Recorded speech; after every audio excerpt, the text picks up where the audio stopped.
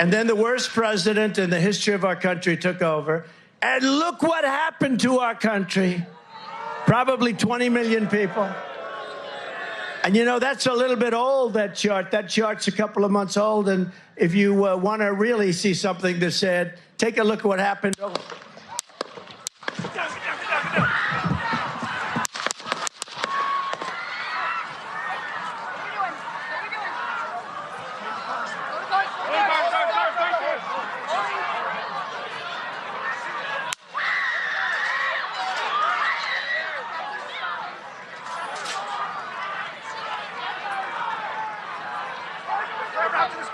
Moving to spare. Hold. When you're ready. On you. Ready. Move. Up. Move. Go. Up. Hawkeye's here. Get ready. You ready?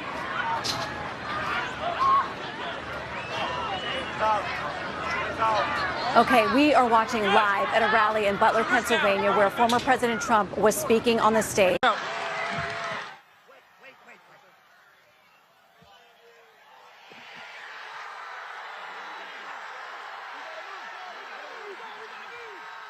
All right, so here I sit on a Sunday afternoon after the attempted assassination of former President Donald Trump. I really question whether I should even react to this, talk about it, but I feel led to just for mental health's sake. I think our country needs a mental health check, and I am tired of seeing people justify their words and cheer on actions to try to literally take the lives of other people. It just can't happen anymore. And as a mental health professional, you can have any opinion you want. You can believe somebody's crazy. You can believe somebody's a terrible potential candidate for some spot. You can believe somebody doesn't belong. But to cheer on or to be sad that they didn't get eliminated or to cheer on that someone actually tried to take them out is a completely wrong thing as a mental health professional. So I'm going to look at this video today that captures some of the events from the rally in Pennsylvania yesterday and see what we think about it. Without further ado.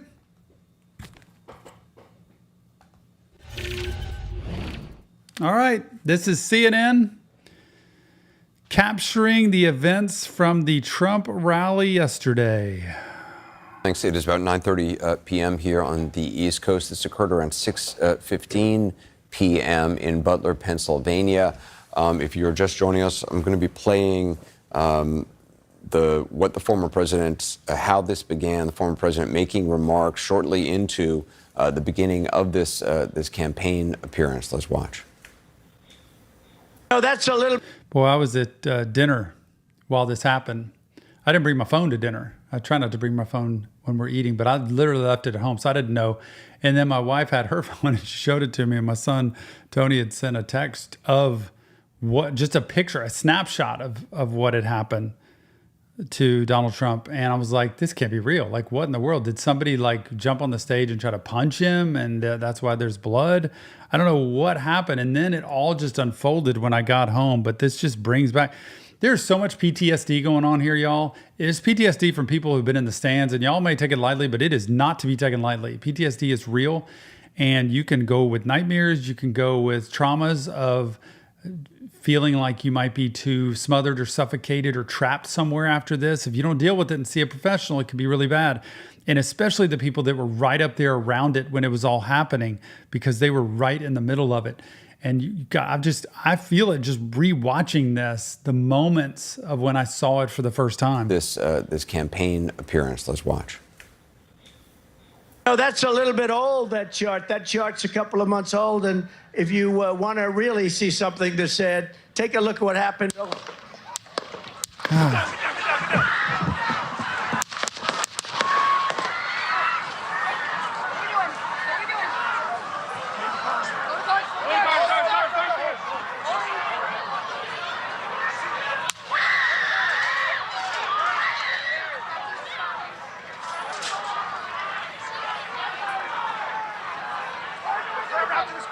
Moving to spare. Hold. When you're ready. On you. Ready. Move. Up. Move. Go. Up. Hawkeye's here. Spare, get ready. We ready?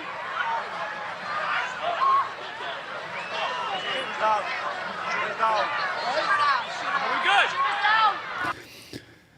Oh man, you hear the popping, and that had to be unreal because just this doesn't happen. Like, it hasn't happened in so long, and you start hearing this popping, which doesn't come from inside of this place. It comes from outside. Obviously, we found out from a building nearby where the shooter was, and then the Secret Service took him out after that. That's where all the extra popping was coming from.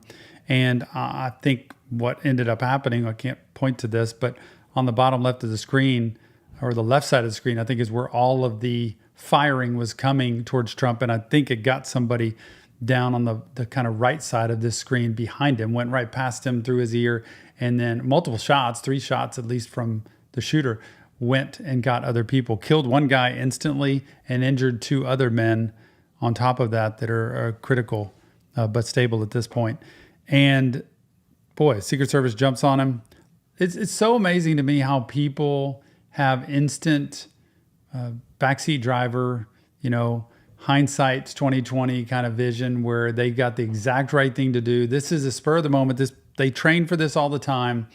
They know what they're doing, but it's amazing how people judge this. I personally, looking at this, am a little surprised this could happen, honestly, with the state of security that we have in today's world, especially for presidential candidates.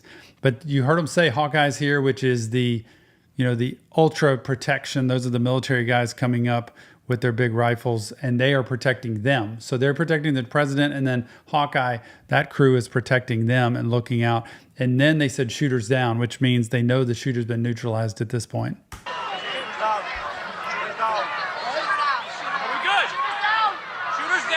Good to move. We're clear. We're clear. We're clear.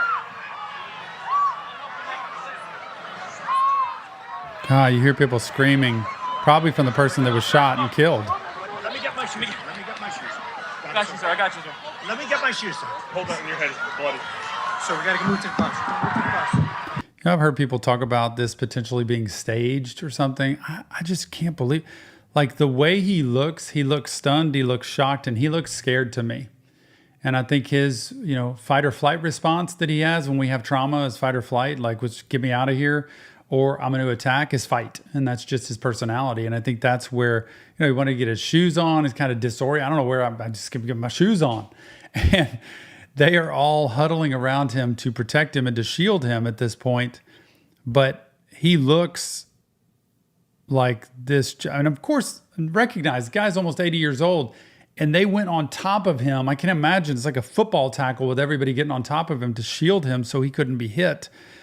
So he's got to be a little battered and bruised with that. Let me get my shoes, sir. Hold that in your head. It's bloody.